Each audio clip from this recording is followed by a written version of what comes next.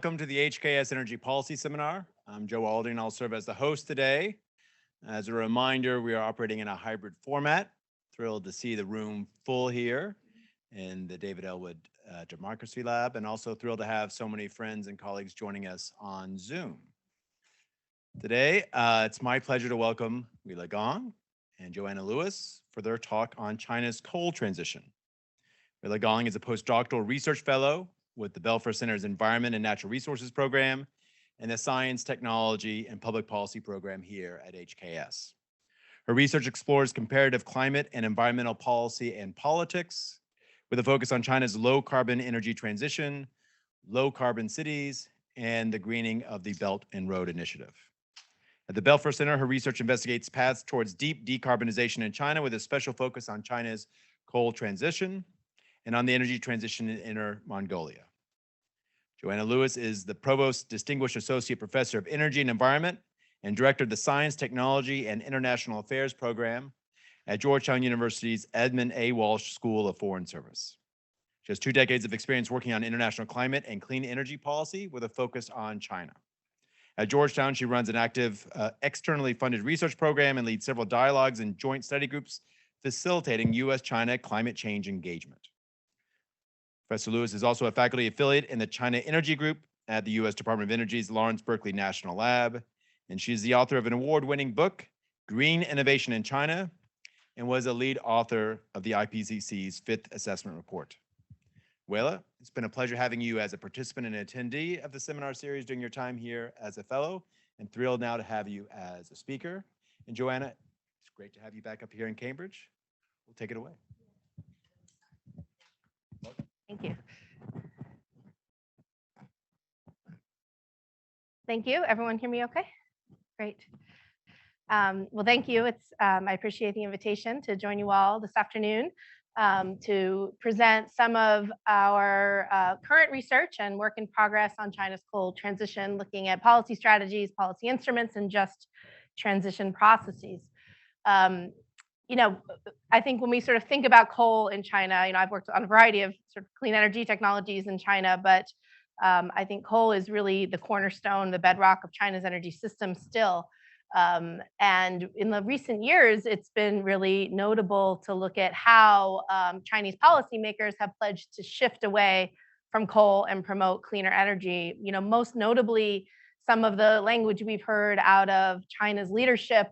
If you look back into sort of early 2021, when President Biden hosted a leaders climate summit at the beginning of that year, the beginning of his administration, President Xi announced that China will strictly control coal-fired power generation projects and strictly limit the increase in coal consumption in the 14th five-year plan period, phase it down in the 15th five-year plan period. So we're currently in the 14th five-year plan period, which runs through 2025. And then phase down in the second half of this decade, which is also what is required in China's agreements under the Paris Agreement, China's NDC, which was also ratcheted up a bit at the end of 2021. And the leadership has pledged to peak carbon emissions, as I'm sure many of you know, by 2030, as well as achieve carbon neutrality by 2060, and is in line with its sort of mid-century goals. So a lot of really ambitious sort of statements on where China might be headed in terms of coal and the implications for carbon dioxide emissions. And then, of course, we all know China's also played an outsized role in investing in energy infrastructure in other countries, particularly through the Belt and Road Initiative. And we also saw around the same time that year that President Xi announced it would shift away from building coal power plants abroad and stop investing in coal plants through the BRI. So that was 2021. And since that time, we've seen that coal consumption in China has in fact continued to rise. Some of you may recall that in sort of about a decade ago, many people thought maybe coal use had actually peaked in China, the 2013-2014 timeframe. And it sort of looked like that might have happened, but then coal use started to sort of gradually go up again. These are official Chinese statistics, which we can sort of talk about those if you're interested. But particularly in the last couple of years, we've seen a rapid increase in coal consumption within China domestically. And I think there's a variety of reasons for this. I mean, one, we've seen an increase in new coal plant approvals. This is just in last year, 2022, we saw the highest number of new approvals since 2015. We saw, this is the pipeline of sort of coal plants under development increased by 50% just in the last 6 months of last year. So you have a pipeline of about 250 gigawatts of new coal plants. A lot of Chinese coal plants are actually relatively young in the time frame, sort of how long coal plants can be around. So this is also concerning in terms of the locked in, carbon emissions that every new coal plant being built, China now is locking them into. And then if you follow Chinese politics and read the most recent March 2023 work report that came out during the two sessions, we saw quite a bit of language about coal. People sort of look at that language for signals about what this might mean about China's high-level policy priorities. Coming out of that, the party Congress, the language was, we leverage the role of coal as a major source of energy, increased advanced coal production capacity, stepped up support for power plants and heat supply enterprises to ensure energy supplies.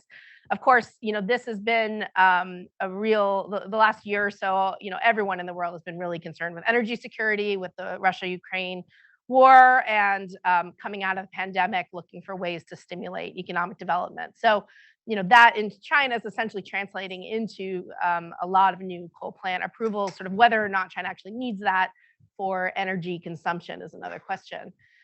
And this is sort of happening at a time where overall global trends are we're really seeing a decline in coal use globally. This is actually coal power capacity is on the decline globally, pretty much everywhere, except in China and a handful of other emerging economies. A lot of the large OECD countries and even some non-OECD has really been looking to phase out or phase down coal use over the last decade or so.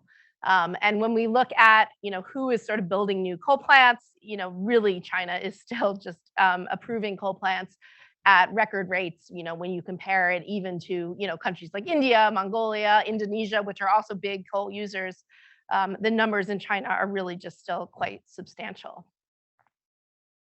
So, and this is important, of course, coal, a lot of you, I'm sure, do work on air pollution and health, implications of relying on fossil fuels. But when we look at global climate goals, of course, China's role in achieving global climate goals is extremely important because they are still responsible for around 30% of global CO2 emissions. In order to, if you read the most recent IPCC report, we have to be sort of moving towards these net zero energy systems globally, which essentially is going to require a large reduction in fossil fuel use, minimal use of unabated fossil fuels, including coal, and using carbon capture and storage in any of the remaining fossil fuel systems is essentially where we need to get to achieve ambitious climate goals. And if nothing is done, emissions from existing coal assets on their own would tip the world well past the 1.5 degree goal that countries have set out. And I think when we look at China's 2030 commitment to peak emissions, no later than 2030 or before 2030, that's not only is that important because we are in what scientists refer to as the pivotal decade for addressing climate change. Essentially, if we don't get on a lower emissions pathway this decade, we rule out a lot of our ability to get to some of the more ambitious climate goals globally, or to do so certainly at sort of lower cost.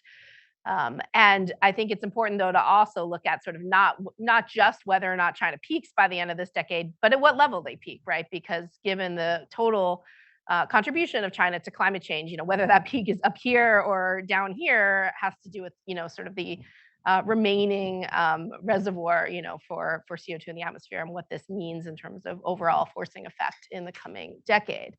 And I think it's interesting, and we can talk about this more later. If you're following China's CO2 emissions trajectory, the numbers are actually a little bit unclear depending on the data sources that you look at. Some of the energy data coming out of the Chinese government suggests there was a 1.3% rebound in overall national CO2 emissions during last year.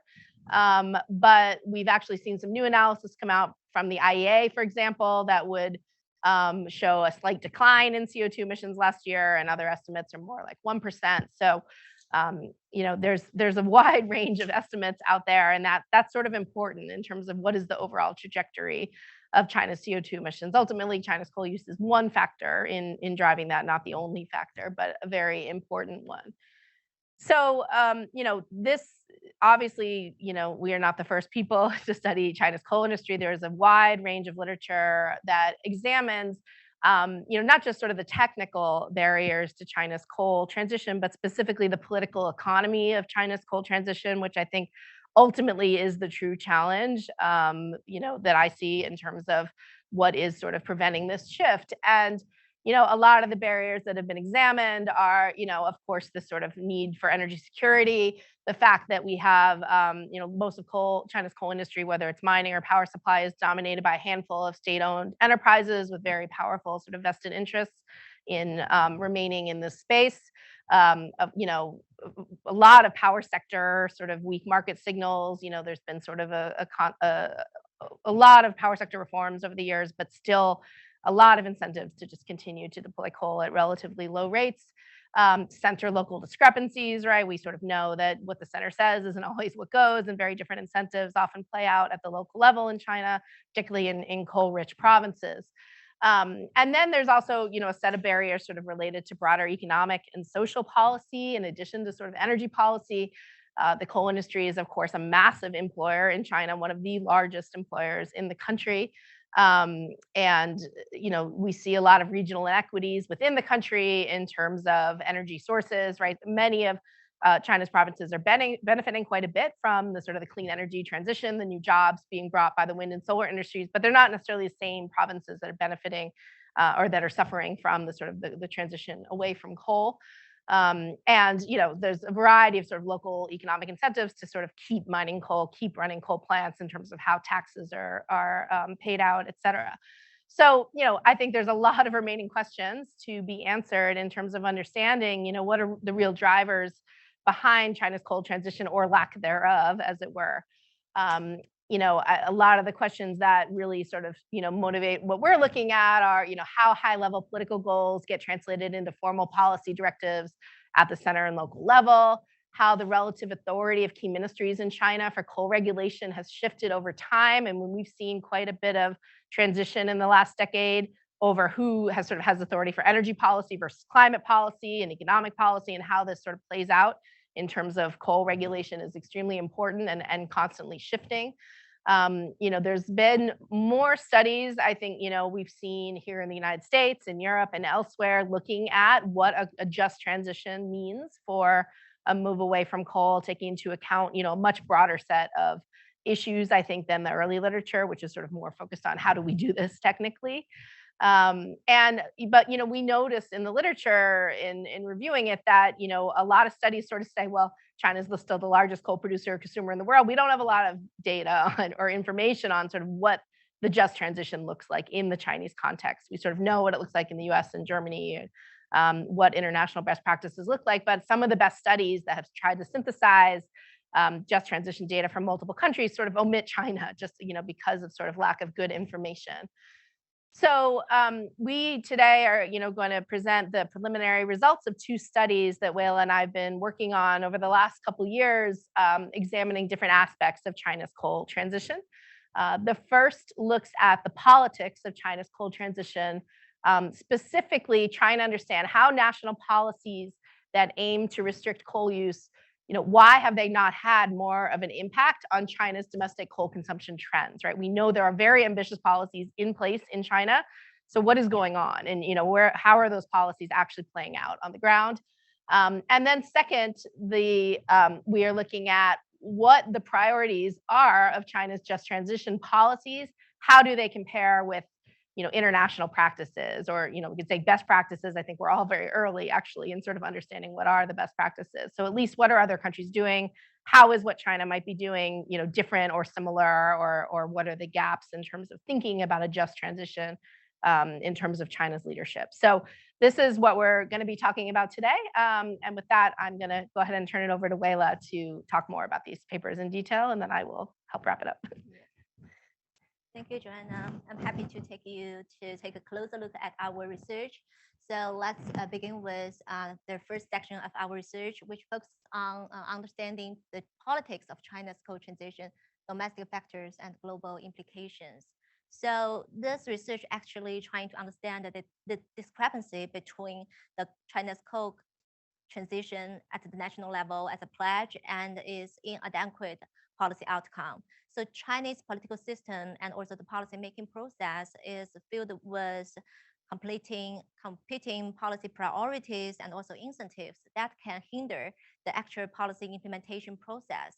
And that is also the case with China's coal policy making. So how do we determine the policy priorities of China's coal policy making and how that the impact on the ultimate policy outcome? So in order to answer the question, we created a policy database consist of 66 Chinese coal policy issued by the national government from the year 2013 to 2021. We manually coded all the policy documents and we identified the two major policy strategies. So one is coal maintenance strategy. Coal maintenance strategy attempts to constrain the relatively announced use of coal in China's economy and the energy system through technology innovations. Due to the rebounding effect of technology innovations, the coal maintenance strategy can actually prolong the use of coal in China's energy and economic systems. Another strategy we identified is coal reduction strategy. Coal reduction strategy attempts to contain the absolute announced use of coal in China's systems. And through coal phase-out measures such as shutting down coal power plants and imposing coal cap targets on specific local areas and regions. We also identify key policy instruments and lead agencies behind each strategy. So how do we determine the prioritized strategy by the Chinese government over the years? So we identified 3 different types of instrument. So economic instrument, regulatory instrument, and information instruments. So the idea is a policy strategy with a good combination of different types of instruments is more likely to achieve its desired goals. So under each type, we recognize loans, grants, and tax incentives as part of the economic instrument. Laws, regulations, and prohibition of practices are part of the regulatory instrument. And the information sharing and professional training qualifications are part of the information instruments. I know this table is very hard to read, but here we just want to give you a sense of how we coded those Chinese documents according to different types of policy instruments, different types of policy priorities, and also the lead agencies behind each strategy. So here are some of our initial results. And this graph shows a lot about the policy priorities that the Chinese government have been introduced over the past decade. So the blue color represents coal maintenance strategy. The orange color represents coal reduction strategy. And the yellow curve represents China's coal consumption over the past decades. Each bar on the chart presents the total number of coal policies each issued in that specific year. So it's very clear. Over the years, we find that coal maintenance has dominated China's coal policy making, except the years in 2013. So when the top Chinese leadership pledged a coal on pollution, resulting a series of coal caps in regional areas in China. Chinese government also issued a policy pledge to phase out coal overcapacity in the year of 2016 due to the decline of coal demand caused by China's slowing economic growth rate. And we also observe a sharp increase of coal policy in the year of 2021 after President Xi pledged that China aims to achieve carbon neutrality by 2016. despite there is the increased attention on coal transition, we find that the Chinese government is still pretty much prioritized on coal maintenance strategy rather than a coal reduction strategy. And over the years, we find that the years with more of a higher emphasis on coal maintenance, coal reduction strategy, the coal consumption trend tended to go down. So who are the key policymakers behind the China's coal policymaking, and what are their positions? So the National Development and Reform Commission and the National Energy Administration are the bigger and major players in China's coal policy making. So the National Development and Reform Commission is responsible for making national level energy strategies, and the National Energy Administration is responsible for drafting and implementing all kinds of policy directives to the specific energy sectors with both fossil fuel and non-fossil fuel sectors. States Council and the Ministry of Ecology and the Environment are more of a minor policymakers in China's coal policy making, because they do not have the high level strategic planning function, but they can influence China's coal transition process through its their insurance of environmental related regulations, such as pollution control and also environmental impact assessment for all the newly constructed projects in China. So for now, we can find that those strong powers like National Development and Reform Commission and the National Energy Administration have prioritized coal maintenance over coal reduction. So that really makes coal maintenance as the prioritized strategy in China's coal policymaking over the past decade. And this graph further shows us that the Chinese national government has a prioritization on coal maintenance over coal reduction. So the coal maintenance strategy in blue color got a good combination of economic instrument, regulatory instrument, and information instrument. But the coal reduction strategy was primarily supported by regulatory instrument, which was easily lifted up when the specific policy directive expired. So we were puzzled by the question to understand the discrepancy between policy pledge and the policy outcome. So our research shows that the national government in China has prioritized coal maintenance over coal reduction. And the policy incentives and instruments that the Chinese government introduced to support each policy strategy actually send more of a confusing signal to local government and specific industries. If China wants to achieve its carbon neutrality goals, then the leading bureaucratic agency needs to think about how to coordinate environment and economic interest in the coal policy making process. So from our last piece, we understand that the Chinese government would have made more of a successful reduction on China's coal consumption if they had put a more of an emphasis on coal reduction strategy. And we know that China's coal transition is not just about technology transformation, it's also about social justice. In the literature, there has been a lot of criticism on China as a centralized political system are not particularly good at addressing justice issues, because the system more try to prioritize efficiency over justice, particularly in the implementation of big infrastructure projects. But China actually did introduce a series of just policies, particularly around the year of 2016.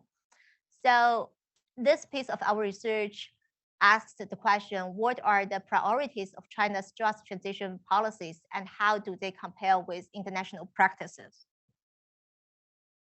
In order to answer the question, we created a database consist of around 50 Chinese policies. And we identified the key policy strategies and instruments by using Auslan's framework. We tried to compare the approach the Chinese government and the international best practice have been introduced to address just transition issues such as workforce development, economic development, and land reclamation. And we particularly paid attention to the measures that introduced by the Chinese government, but was not reflected in international best practice framework. So we analyzed Chinese just policies according to this 3 dimensions: workforce development, economic development, and reclamation. So here is how we coded our policies and did the analysis. So the blue and the black items are coming from Austin's original international practice framework. And the red item were introduced by the Chinese government, but not reflected in the international best practice framework. So in this table, we can find that China actually covered all of the policy strategies introduced by the international practices, including deploying workers to new mines, enhancing worker and family benefits, retraining workers for new opportunities, and early retirement. Even though the Chinese government did not allow those early retirement to assess pension early, the Chinese government did provide funding for retraining coal workers for new opportunities and encourage the coal mining business to provide compensation to the coal workers who get laid off. And on reclamation, even though the Chinese government did not particularly explicit the measures for repurposing coal-fired power plants, the government did introduce a series of policy measures to reclaim the coal mine brownfields, including installing solar panels in coal mining subsidence areas and government repurposing of brownfields for redevelopment and ecological rehabilitation purposes.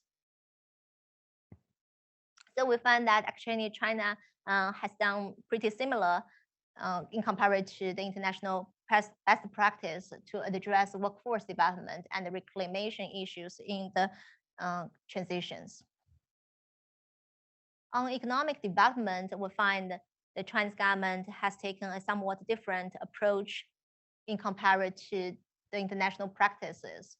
In addition to the policy strategies introduced by the international practices, including creating economic diversity, community development, and also fostering entrepreneurship, the Chinese government has introduced a whole set of new policy instruments to reduce the financial burden of the coal-related businesses, including measures like National Industrial Enterprises Restructuring Fund, which encourage merger and reorganization of coal-related businesses.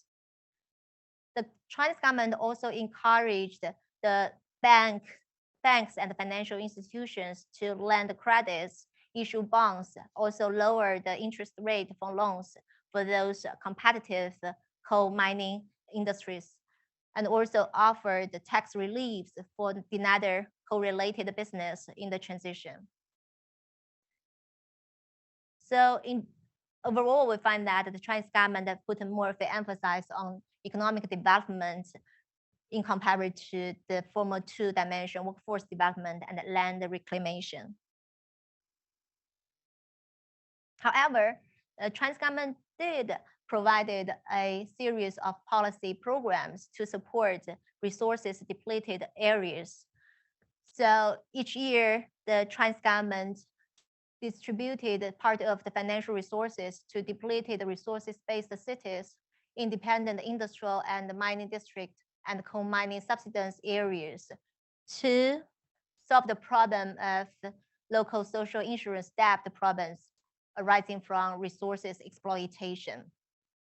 So in the last years, the Chinese government has made around $60 billion to 69 Chinese cities to improve their public infrastructure and also to do the environmental rehabilitation.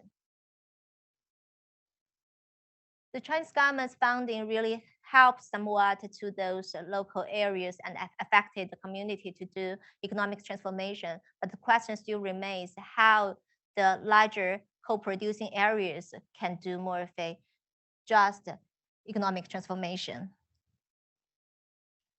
So Shanxi is one of the leading co-producing areas in China. Shanxi has employed nearly 1 million co-workers, and over 40% of its revenue comes from coal-related industries. This province pledged to do economic transformation and shifted away from coal a few years ago. But if we take a look at the policy instruments it promoted, we can soon realize that it actually makes coal stay longer in its system. Shanxi province promoted the merger and recognition of coal-related industries, including the metallurgy, coking, electric power, building materials. It also promotes heavy machinery industries that can support coal production and coal transportation, including coal mining, machinery, and railroad equipment. And in the last year, as the national government sent green lights to local areas to ramp up coal production, Shanxi province produced over 1 billion tons of coal last year, which accounted for almost 1/3 of China's national coal production that year. And the province exposed its strategic role in defending China's national security, energy security. So here is a overview of the policy gaps we identified in China's just transition. So on workforce development, the Chinese government has primarily redistributed the benefits of coal transition towards capital rather than labor. This Chinese government behavior is in line of their conventional behavior to rely on state-owned enterprises to absorb laid-off workers through merger and reorganization. On environmental reclamation, for now, the financial resources to support land reclamation are contributed by national government, local government, coal mining businesses.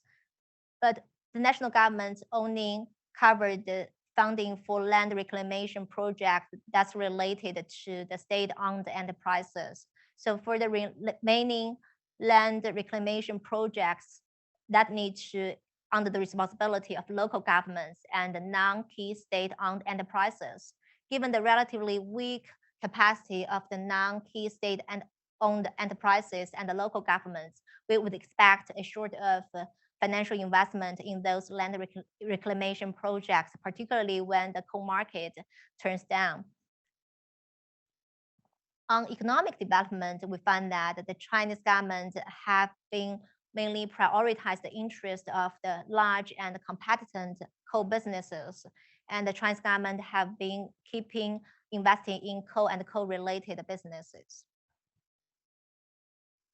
So to summarize our findings, we find that in a centralized political system like China, the national government have been able to provide a series of policy strategies and instruments to support the just transition. But the problem with that is still primarily focused on helping those enterprises and put more of a less emphasis on co-workers and co-communities. In comparison to the international best practices, we find that China has been in a similar way to address economic workforce development and the land reclamation issues compared to the international best practice, but has taken a somewhat different approach to address economic transformation issues. And in terms of governing style, the national government has been the key drivers behind China's just transition, and it provided subsidies to coal businesses and local governments, and also simultaneously have been directed resources towards capital rather than labor. given China's continuous investment in coal and coal-related industries, we would argue that China can't achieve a just coal transition without divesting its coal industries. So Joanna, do you want to give some takeaway message to our audience?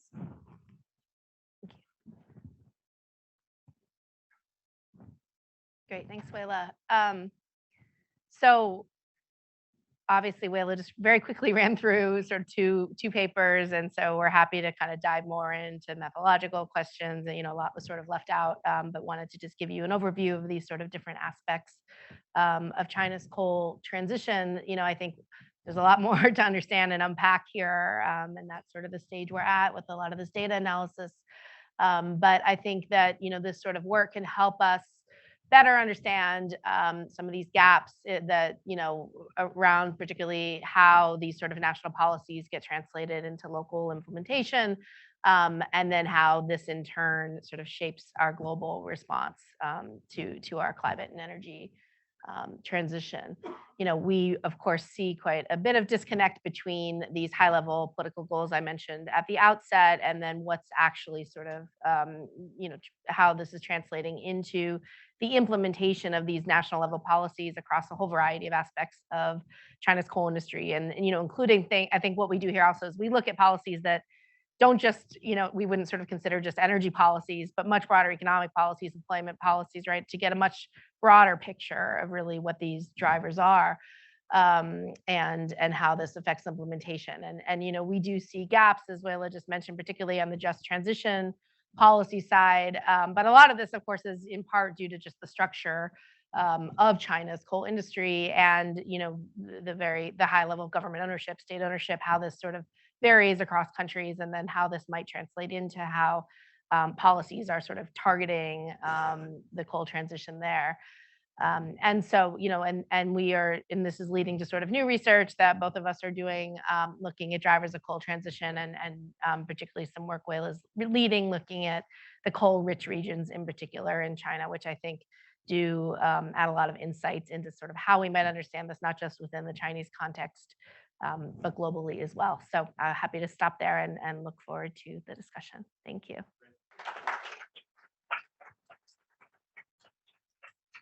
So we'll take questions. Should we both come up here or sit? Or yeah, okay. Repeat the question for our friends on Zoom, and I'd like to take the first question.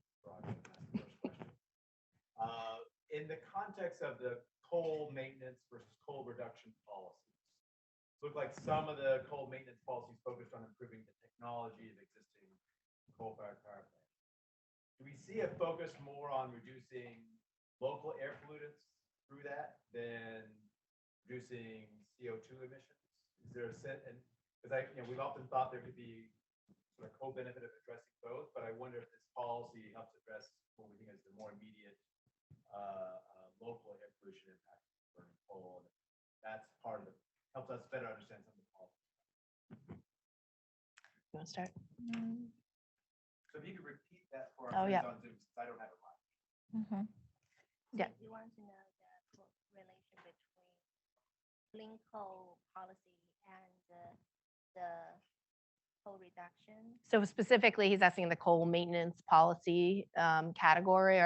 Do these tend to be focused more on air pollution reduction versus carbon emissions, and how that might interact? No, not really. I think because those coal maintenance strategy, like if we take a look at the specific measures like clean coal standards, and also also improved some of the measures also target on how to improve the infrastructure that can support the coal transportation. So the coal, like the coal efficient standards, can help those coal power plant get more efficient.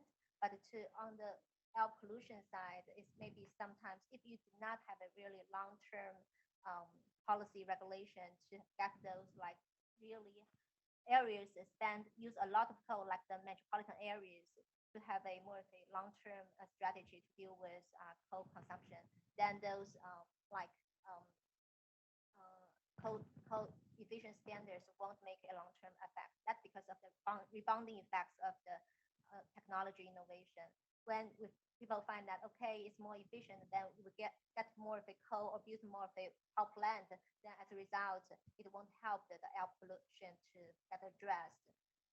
Yeah, finally.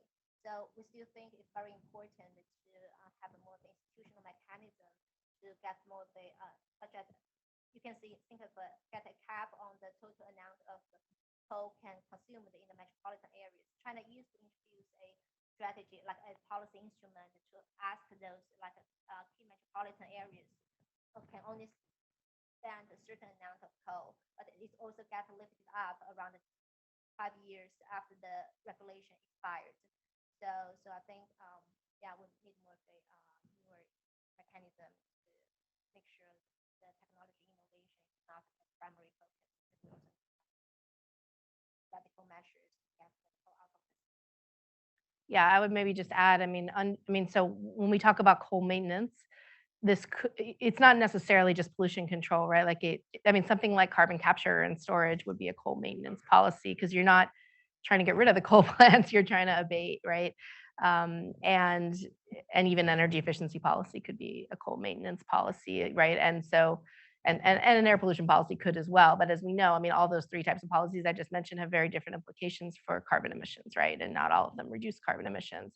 In fact, a lot of air pollution control policies could increase carbon emissions if you're running the plant more frequently, or and carbon capture is also, you're basically burning more coal, right, to reduce carbon emissions, but it would have different implications for energy efficiency, or right. So there's a lot of these trade-offs, I think, as you're getting at sort of across the different policies. And so rather than trying to sort of look at the co-benefits of each, like we're just trying to understand maintenance versus reduction, like is this policy going to change consumption of coal, right? Because that ultimately is what will affect emissions and pollution and everything else.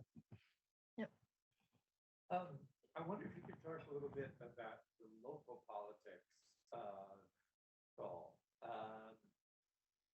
In some other energy sources like nuclear, local officials used to want more.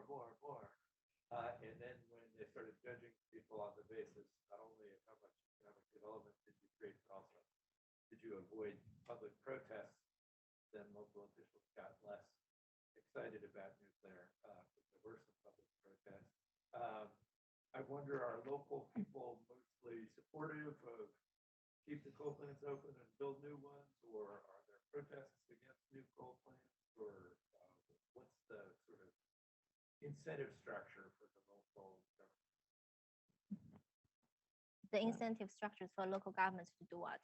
To maintain or build new coal. Yeah. I think there are several reasons for. Should we repeat the question? Sorry. So Yeah, what are the incentives for local governments to either maintain or build more coal plants or fewer? So one of the incentives for the local government to maintain more coal power plant because they want to consume more of the locally produced electricities that can be fueled by coal rather than import another more of the clean energy from like Inner Mongolia's. Yeah, so that is one of the they're called the energy security issues in their own provinces. And also another thing is if you build more of a coal power plant, it also can reflect on their financial status. I think that is another consideration, right? Yeah, there's definitely local economic incentives, I mean, to building anything, right, in terms of tax revenue that gets captured. I mean, I think, in terms of your broader questions about sort of social acceptance and all that, I mean, it's a bit outside the scope of our work. It's just very hard to actually, I think, look at that in a robust way in the Chinese, especially in the last couple of years. But in general, it's not very well documented. But I mean, we do know, for example, a lot of our sort of our window of when we're looking at policy shifts starts in around 2013. Which was like sort of, we think of this as the year that the government really started to crack down on local air pollution, motivated by concerns about PM 2.5 levels and overall human health. And we did see a lot of protests, you may recall, related to human health related to air pollution. Much doesn't all come from coal plants, but a lot of it does. So I do think there's sort of different incentives. Of course, you want economic revenue, you want energy security. Coal in many ways provides that in much of the country. But I think the local health concerns are real, and the other sort of things that go along with that. And ultimately, we haven't seen any sort of real shift away from the sort of the dual carbon goals, which China still very much stands by, even as it's building new coal plants. So I think its leadership, sort of is going to have to reconcile, what are the measures that they have at the central level to get serious about coal, reducing coal consumption at the local level if these, international carbon goals are going to be met. Yep. Do you want to call on people? Gary? I just wanted, if you could say a few more words about the whole area of incentives. You talked about how China is building 250 gigawatts of new coal plants. They're going to last way beyond 2060, is their cutoff date. They also have a whole slew of incentives, including the dispatch system in China, that encourages building more plants than you really need. Instead of getting rid of those or amending those, they've actually doubled down on some of the incentives, tax incentives in China over the last 4 years. How do Chinese officials think they're going to be able to meet their own goals? What is their plan? We have energy security now. We have some plan in the next 5 years we're going to do that get us out of this situation, because there doesn't seem to be a lot of actual progress toward meeting their own goals.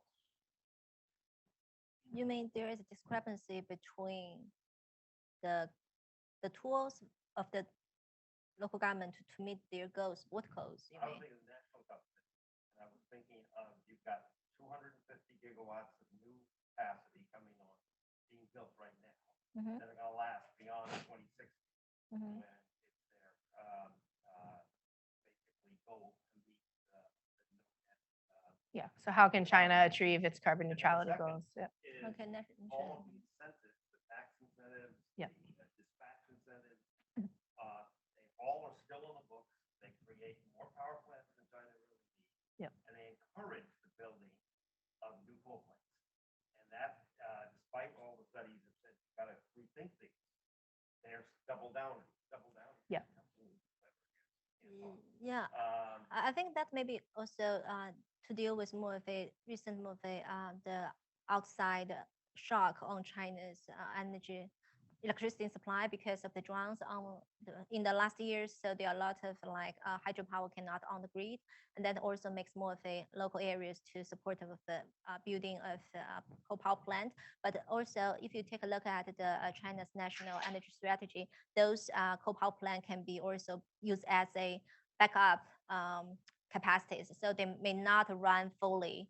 So maybe just run half as the hour as it usually to be. So in the system. But I agree that can be also become of the strand investments from the local government or the local investment maybe, and also not helpful for China to achieve its carbon neutrality goals. Yeah, I mean, I would add, I think that there's a variety of incentives that are clearly working against each other. And that's why we were sort of trying to unpack which agencies are pushing which agendas, and then which agencies are more powerful, and then how that sort of plays out over time. And I think you're right. There's clearly still a lot of these sort of perverse incentives within the way the power sector is structured. That is, and they actually, I think one of the most effective policies that was put in place many years ago now was that the local, I'm sure you remember, like the local government couldn't approve the building of any new coal plants below a certain size, right? Or above a certain, right? And so what you ended up seeing was actually just the plants sort of broken up into sort of multi 50 megawatt plants instead of gigawatt scale plants to get around these central approvals. And the idea is that the center doesn't always have the ability to stop the approval of new plants at the local level, because they're approved at the local level, and there's incentives for that to be done that have nothing to do with global or national carbon neutrality goals at the end of the day. So we've seen a variety of ways that I think Beijing looks to try to sort of place levers on local officials that kind of give them more control over what's happening, and some has been more effective than others. And I think ultimately you're going to run into this issue where this 250 gigawatts of new coal in the pipeline is just, by all calculations, is not needed to meet China's estimated energy demand. But you saw, was it 2 winters ago, like the blackouts in certain parts of the country. And this is not due to like overall national electricity shortages. It's the inefficiencies with how power is moved around the country and these regional grids and the power sector restructuring. So this is why I was saying earlier, like it's a political economy question. It's not a technical question. Like they actually could solve a lot of the technical issues quite easily. This is a country of electrical engineers for the most part. But in the leadership, but I think that especially when there's like a national crisis or, like a concern about, there was going to be this big push towards gas, you recall. And I think Ukraine has really, kind of is made the leadership sort of say, we need to rely on what's domestic, what's safe, what we don't have to import, which could be wind and could be solar, right? And these other sources or nuclear. But we see this sort of return to coal for not a lot of sort of rational economic reasons. Yeah. Was caused by lack of coal and coal prices. But in certain parts of the country, right? Not on net. Yeah, that was my point. Yeah. Yeah, go ahead. Okay. Thanks so much for the presentation. It's a fascinating topic. I'm working on something related, but in Malaysia, and also looking at the experience of Indonesia.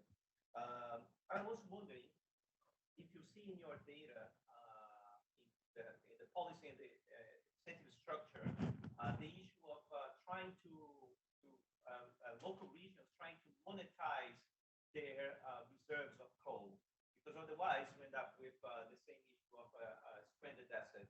So one potential, as we see in the case of oil-rich countries, the rational thing to do now would be to accelerate the extraction. So I was wondering if you also see regions trying to build new coal power plants as a fait accompli, make sure that they are online to create a permanent demand of their own actual coal resources. Yeah, so just to repeat the question, which I think is really interesting, do you see this sort of local incentive to build more coal plants and use more coal to sort of lock in this infrastructure, given that like there might be, a phase down later to try to kind of make sure that demand continues as long as possible, or to make the money now off of the resources available. Do you want to take that? Yeah. Happy to. The thing is, so where is the demand for those newly built coal power plants? So it's not, I think it's not really stable there, because I think that the recent move, I would say, even though we put a lot of attention on the local government's behavior, so from our research and also today's discussion, we see actually the national government sent a very conflicting or competing policy priorities, also conflicting policy incentives for the local government. So on the one hand, the carbon neutrality goals, and also it's more of a try to encourage local governments to do more to shift away from coal. But the green light the national government sent to the local government actually make more of a strong incentive for those governments to ramp up more of coal production. So I think there is, like, in terms of policy instrument, there is an information sharing system, so the local government knows how much storage and can to control the supply. But we know that in the past years, it seems there is not enough like coal to produce enough electricity. So that is, I think, it's more of a short term the measures the local government try to address more of the need for electricity. So that's what I get. I mean, the one other maybe piece I would add is, I think especially sort of a few years ago, there was clearly this sort of incentive structure where through the Belt and Road Initiative and a lot of these sort of international investments, you saw Chinese SOEs and coal enterprises they were investing in this technology in other countries because it was getting increasingly hard to build these plants domestically. And so you saw sort of looking to export a lot of this technology in some ways to kind of keep the coal industry strong through exports, right? And that now has slowed for a variety of reasons. And so, there's one question of like, is some of this driven by the slowdown in international and sort of pressure against building external coal plants? And I think, there could be some of that, but I think that it is really more just these sort of these global shocks like that China's been experiencing over the last few years between the war and the pandemic. I mean, I think has just made this sort of, you know, I don't want to say like backwards policies, but just like going against sort of all these sort of national level signals in an attempt to shore up these sort of so-called energy security concerns, even if there's not a lot of economic rationale for them. So, and you know, the SOEs, we don't really talk about this, but like very diverse sort of set of interests, which is not just about coal. I mean, even some of the largest coal companies in China have invested in, have sort of big investments in renewable facilities as well. So it's a little different from what we see in sort of the oil and gas space. Yes, super interesting work. I have two questions. First, not used to seeing many flip down. So just, yeah, what was going on with coal? How did it go down and come back up? It looked two part of the blue and orange. It looked like there was a bit of a reversal, like probably more orange than blue, and then it switched. Yeah, that's one question. I guess on the transition, in some ways it's not surprising that central economy is really good at helping relocate workers. So I guess kind of to what extent are the measures unique to the coal industry or just kind of part of it?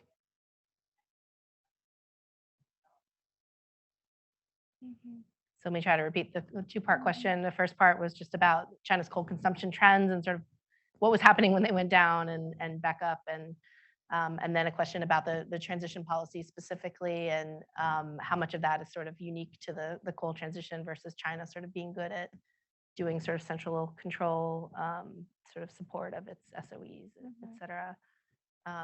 Yeah. Yeah, I think the downward trend happened in this years because the Chinese government, as I mentioned, has a very put the constraint of coal consumptions on coal because the top leadership pledged to address the air pollution around the year of 2013. So that is how a lot of like coal cap target was given to local areas. So that means there is a consequence. If you like consume more than a certain amount of coal, then your local officials will be get questioned from the top level. And also the war on pollution initiative was led by the Prime Minister Li Keqiang. So that is really important one. And also local areas, they also receive financial fundings to do such kind of adjustment, how to be more diversified their energy use. So that is a very effective policy measures we see get a lot of attention or the recognized. I would just add on this. I mean, a lot of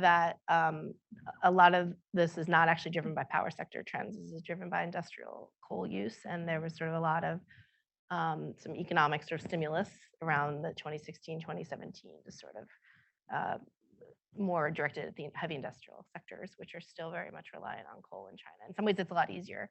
Like we focus a lot on power today, but it's a lot easier actually to use like the levers. I think that Weila is talking about in the power sector, even though they're complicated and don't always work, than in the industrial sector, where there's just still not a lot of substitutes. And this was sort of, I think, a lot of the work like that my colleagues at Berkeley Lab were doing around that time were actually showing that like this was very likely to be a temporary dip, given the broader trends that were happening in the industrial sector at that time.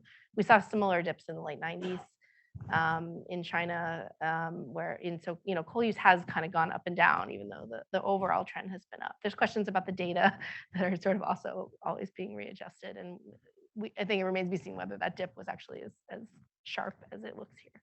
Yeah, and also China has promoted a lot of coal to gas projects, particularly in the northern China, that actually made an impact. But also due to the external shock on the gas supply, I think around 2016, then the government also lifted up the regulations, the regulation of the implementation of coal to gas projects that also give more another chance for coal back onto the track.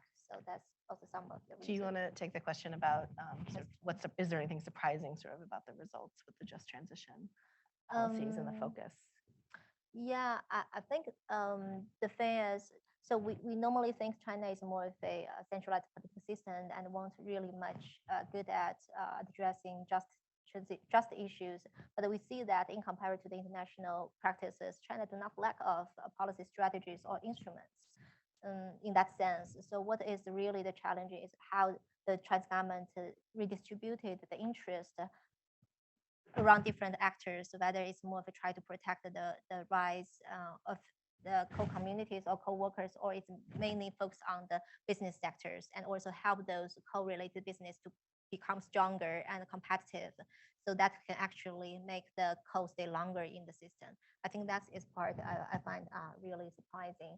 And also the strategies we identified, it also show how the competing policy strategies actually hinder China's co-transition in the process. What do you think? Yeah, I mean, I'm trying to think how to put this. I mean, I think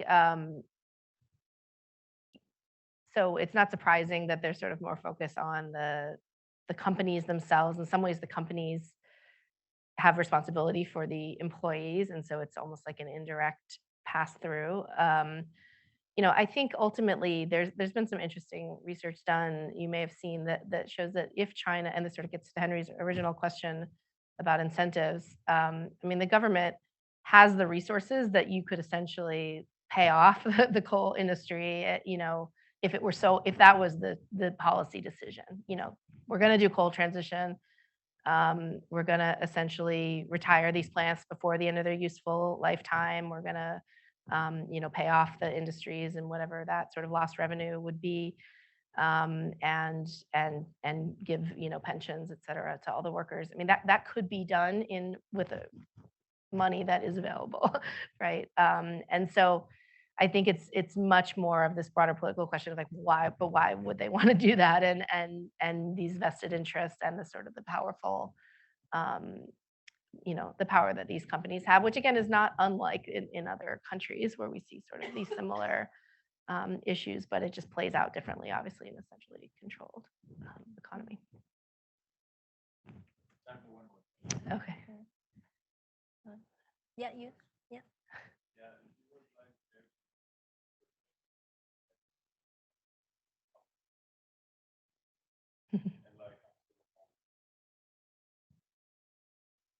Can we take that question too? Maybe because I think that's a quick one. Did you have a quick question, or do you? I know you had one. Yeah. Let me try to answer both. Yeah.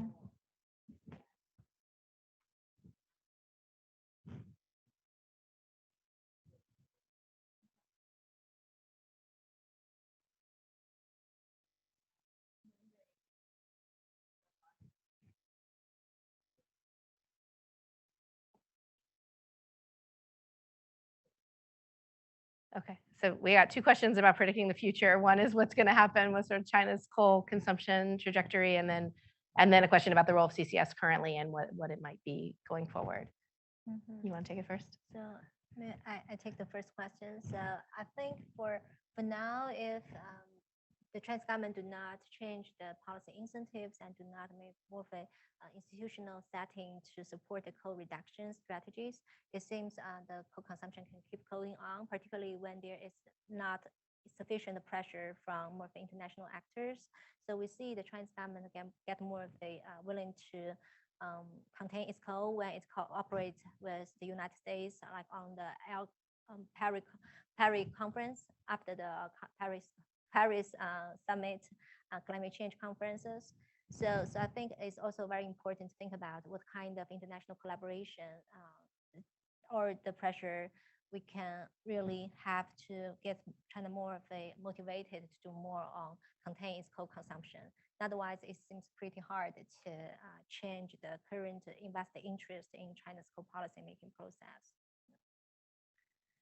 I mean, I think it's going to be an interesting next couple of years to kind of understand both of your questions and sort of the broader signals in terms of, how serious and committed is Chinese leadership really to these ambitious mid-century climate goals, like the 2060 carbon neutrality goal. Because, I mean, the modeling done by China's own academics shows like you do need to stop building new coal plants, quite soon to have any shot at achieving the 2030 and then the 2060 goal. And you can't do any of it without CCS ultimately right now, because coal is still such a large part of China's energy system. And even while we can decarbonize the power sector and the industrial sector, as I mentioned, CCS will also be very important. So, there's not a lot happening, to answer your question, but there have been, over the past few years, sort of plans to try to do more demonstration of CCS technology. I mean, if anyone's going to do it,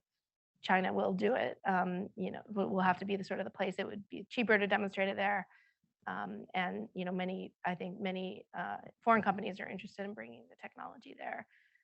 It's just a lot of the international projects to try to do this have fallen under all sorts of political, financial complications. So I think it'll be interesting to see if any large scale demos can kind of get up and running maybe in the next couple of years. That could be a good signal. You can also check there are several CCUS or CCS pilot in local areas in China to see if there any more progress in that way. Yeah.